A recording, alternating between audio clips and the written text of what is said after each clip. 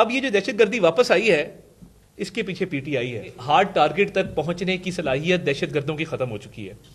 تو وہ کوشش یہ کرتے ہیں کہ مضافات کے اندر دور دراز علاقوں کے اندر سافٹ ٹارگٹ تک پہنچا جائے. اور دیکھیے کچہری میں وکلا کو ٹارگٹ کیا, وہ بھی کیونکہ F8 میں تھا, ریڈ زون سے دور تھا. تو بالکل سیکیورٹی کے جو نافذ کرنے والے ادارے ہیں, قانون نافذ کرنے والے ادارے ہیں, وہ الرٹ ہیں. بٹ آبویسلی کئی دفعہ ان کو یہ ایکسس حاصل ہو جاتا ہے کہ دور دراز علاقوں کے اندر یہ کارروائیاں کرنے میں کامیاب رہتے ہیں. مگر ریسٹ ایشورڈ جو ہینڈلر جتنے لوگ اس میں ملوث تھے ان کا تعین تقریباً کر لیا گیا اور ان کو کیفے کردار تک انشاءاللہ تعالی پہنچایا جائے گا. مجھے یہ بتائیے گا کہ جو انتظامی غفلت ہوئی ہے اس کے جو ذمہ داران افسران ہیں کیا ان کے خلاف کارروائی ہوگی یا معاملہ صرف انکوائری تک نہیں ہوئی؟ دیکھیے میں یہ سمجھتا ہوں کہ علی ناصر رضوی صاحب کا فرسٹ کزن اس میں شہید ہوا اور وہ بڑے غمگین ہیں. اور میں دیکھ رہا ہوتا ہوں اسلام آباد پولیس اتنے ٹف حالات کے اندر, ڈیلیگیشنز بھی آ رہے ہوتے ہیں, VVIP وزٹس بھی ہو رہے ہوتے ہیں اور وہ بھرپور طریقے سے اپنی ڈیوٹی سر انجام دے رہے ہوتے ہیں. تو دیکھیے یہ جیسے میں نے کہا کہ سافٹ ٹارگٹ ان کے لیے نظر میں رہتا ہے. تو انشاءاللہ تعالیٰ اب یہ کیونکہ وہ جب شمع بالکل بجھنے والا ہوتا ہے نا تو آخری ایک وہ جو ایک پھڑپڑاتا ہے یہ وہ تھوڑی سی اس کی پھڑپڑاہٹ ہے تو یہ ختم ہو جائے گی انشاءاللہ تعالیٰ. صاحب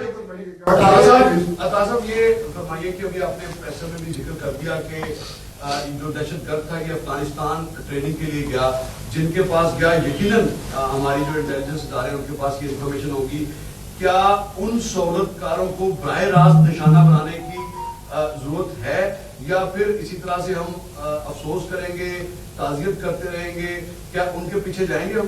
دیکھیے ابھی تو جو تحقیقات ہیں اس حوالے سے کافی حد تک سراغ لگا لیا گیا ہے, لوگوں کو حراست میں بھی لیا گیا ہے. یہ تحقیقات پہ ڈیپینڈ کرتا ہے نا کہ تحقیقات آگے کیسے بڑھتی ہے. لیٹس سی کہ آگے کیا نتیجہ نکلتا ہے. ابھی بہت ارلی ہوگا اس چیز پہ کوئی کامنٹ دینا. میں آ رہا ہوں. بہت عرصے بعد کسی ایک افسوسناک واقعے کی مذمت کی ہے, اس کو پاکستان گورنمنٹ کس طرح سے دیکھتی ہے اور کیا مذمت کافی ہے یا دہشت گردوں کے خلاف میں کارروائی کرنی ہوگی؟ دیکھیے اس پہ تو پاکستان کا سٹانس بڑا کلیئرٹی کے ساتھ متعدد بار آ چکا ہے. مذمت کافی کبھی بھی نہیں ہوتی. جہاں سے یہ سارا معاملہ اوریجنیٹ ہوتا ہے وہاں پہ ایکشن لیا جانا چاہیے, وہاں پہ کارروائیاں ہونی چاہیے. اور ہم پوری طرح اب ہماری سیکیورٹی فورسز الرٹ ہیں.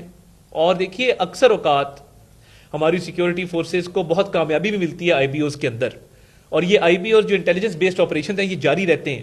تو میں سمجھتا ہوں کہ یہ بالکل ایک افسوسناک واقعہ ہوا, مگر انشور کیا جائے گا کہ ان کو کیفرے کردار تک پہنچا کے ایک ایسی ایگزامپل سیٹ کی جائے کہ آئندہ کسی کو جرت نہ ہو ایسا واقعہ کرنا. یہ بتائیے کہ پاکستان نے افغانستان کے سامنے یہ جو دہشت گردانہ حملے پاکستان میں ہوتے ہیں بھرپور طریقے سے آواز اٹھائی ہے, لیکن اس کے بعد ایک افغان طالبان اور جو ہمارے علماء ہیں ان کی طرف سے فتویٰ بھی سامنے آیا کہ جو پاکستانی مسلمان ان کے اوپر حملہ کرنا خلاف شریعت ہے. تو اگر افغانستان کی طرف سے یہ فتوے آ رہے ہیں تو یہ کون لوگ ہیں؟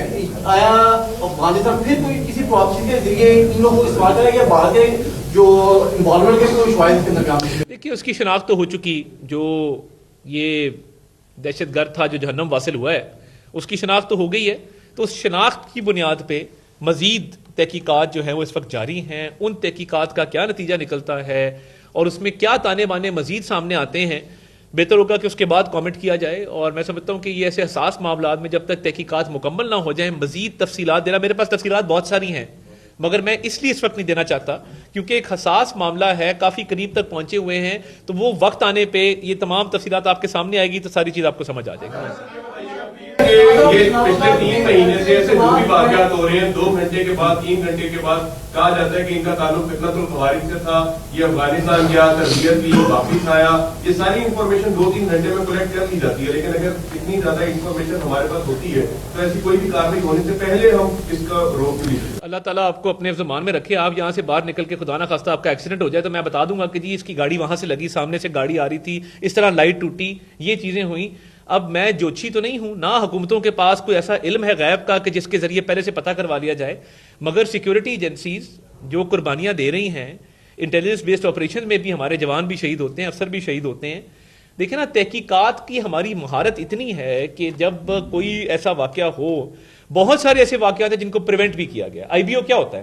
IBO کی تب کیا جاتا ہے بیسڈ آن پرسائز انفارمیشن کہ جی فار ایگزامپل فلاں تحصیل کے فلاں گاؤں میں فلاں موضع میں فلاں گھر کے اندر یہ کاروائی ہو رہی ہے، آئی بی ہوتا ہے، بندے پکڑے جاتے ہیں، اسلحہ جو ہے وہ لیا جاتا ہے تحویل کے اندر اور ان کے خلاف مقدمہ قائم کیا جاتا ہے۔ اب مسئلہ یہ ہے کہ جب خدا نخواستہ کوئی ایسا واقعہ ہو جائے، اس کی جب تحقیقات ہوتی ہیں تو شناخت کے ذریعے، فورینزکس کے ذریعے اور انٹیلیجنس شیئرنگ کے ذریعے تمام تر معلومات لے کے تو ان کے ہینڈلرز کو پکڑا جاتا ہے۔ کچہری والا جو واقعہ تھا 48 گھنٹے کے اندر اس کا ہینڈلر پکڑا گیا، ہینڈلر کے ساتھ جو باقی لوگ شریک تھے وہ پکڑے گئے، پوری ڈیٹیل سامنے آئی اور ان کو کیفرے کے دار تک پہنچایا گیا ہے۔ تو اس لیے میں کہہ رہا ہوں کہ اس میں بھی کافی پیش رفت ہو چکی ہے، کافی آگے تک پہنچ گئے ہیں، اور ہینڈلرز، سہولت کار، فیسیلیٹیٹر، ان کو نشان عبرت انشاءاللہ تعالی بنایا جائے گا۔ صاحب یہ بتائیے گا ون ورڈ میں، کیا یہ سیکورٹی ایجنسیز کا فیلئر ہے یا نہیں؟ نو، ناٹ ایٹ آل۔ وہ اس لیے نہیں ہے کہ ہمارے سیکیورٹی کے ادارے، ان کی مثال پوری دنیا میں دی جاتی ہے، اور میں، آپ شاید لوکل بیٹھ کے اس کو دیکھ رہے ہیں نا، میں تو انٹرنیشنل پرسپیکٹو میں چیزوں کو دیکھتا ہوں کہ دنیا کی جو مایہ ناز انٹیلیجنس اور سیکیورٹی ایجنسیز ہے وہ کہتی ہیں کہ جس طرح جعفر ایکسپریس کا واقعہ ہوا، جس مہارت سے اتنی 100 جانیں بچا کر لوگوں کو بازیاب کروایا گیا منیمل ڈیمیج کے ساتھ، یہ ہماری ہی سیکیورٹی فورسز کر سکتی تھیں۔ اور بات یہ ہے کہ جب ہمارے سے 5 گنا بڑا دشمن مئی میں آپ کے سامنے آیا تھا نا، یہ لاہور میں ڈرون پھر رہے تھے، تو جب اس کو منہ توڑ جواب دیا گیا 2 گھنٹے کے اندر گھٹنوں کے بل آ کے اس نے کہا جی میری صلح کروائیں، میں معافی چاہتا ہوں۔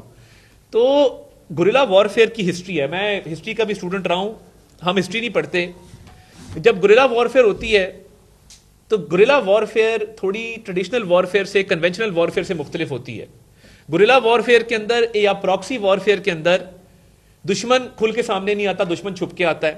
اب جو چھپا ہوا دشمن ہے، جو چھپ کے وار کر رہا ہے، پہلے تو اس کی بہادری پہ داد دینا کہ وہ کتنا بہادر ہے کہ وہ چھپا کے آ رہا ہے، وہ ڈر کے آ رہا ہے، وہ خوف کے سائے میں آ رہا ہے۔ اب دیکھیے جہاں پہ سیف سٹی جیسے سسٹم ڈیولپ کیے گئے ہیں، سی ٹی ڈی جیسی فورسز کھڑی کی گئی ہیں، فورینزک لیب جیسے سسٹم بنائے گئے ہیں، ہمارے پاس اور سیکیورٹی ایجنسیز کے پاس پورا اپریٹس موجود ہے، وہاں پہ مضافات میں واقع ہونا افسوسناک ہے، بالکل ہے، مگر یہ سیکیورٹی فیلئر ہے؟ نہیں ہے۔ اور اس پہ ہمیں متحد ہو کے اس سوچ کا مقابلہ کرنا ہے کہ ہماری سیکیورٹی فورسز کے پاس تمام تر مہارت موجود ہے اور مقابلہ کر رہی ہیں اور کرتی رہیں گی۔ میں تھوڑی سی آپ کی یاد دہانی، میں سیاسی بات آج کرنا نہیں چاہتا تھا، مگر آپ کو یاد ہوگا کہ ایک آپریشن رد الفساد اور ضرب عضب بھی اس ملک کے اندر ہوا تھا۔ آپ کو یہ بھی یاد ہوگا کہ خودکش دھماکے ختم ہو گئے تھے۔ آپ کو یہ بھی یاد ہوگا کہ کراچی کا امن بھی بحال ہو گیا تھا۔ پھر ایک حکومت آئی، میں کسی آج سیاسی بات کرنے کے ارادے سے نہیں آیا تھا، میں ایک ایسے ادارے میں موجود ہوں جہاں مجھے زیب نہیں دیتا، مگر اب آپ نے اس بات کو چھیڑا ہے تو میں صرف آپ کی تھوڑی سی یاد دہانی کراتا چلوں کہ کسی نے یہ کہا تھا کہ یہ پرامن لوگ ہیں، ہمارے بھائی ہیں، ان سے ہمیں بات چیت کرنی چاہیے، اور ان کو سیٹلڈ ایریاز میں لا کے بسایا گیا تھا۔ اسی سوچ نے، جو طالبان خان کی سوچ تھی، اسی سوچ کا آج خمیازہ بھگت رہے ہیں نا۔ ان کو تو ہم نے، جو قرآن کا حکم تھا بے دخل کرو، ہاتھ پیر کاٹ دو، قتل کر دو، ہم نے تینوں چیزیں کی۔ ہم نے ان کو بے دخل بھی کیا، ہم نے ان کے ہاتھ پیر بھی کاٹے، ہم نے ان کو قتل بھی کیا اور ان کو نکالا اس علاقے سے اور خاتمہ کیا دہشت گردی کا۔ اب یہ جو دہشت گردی واپس آئی ہے، اس کے پیچھے پی ٹی آئی ہے، ٹھیک ہے جی۔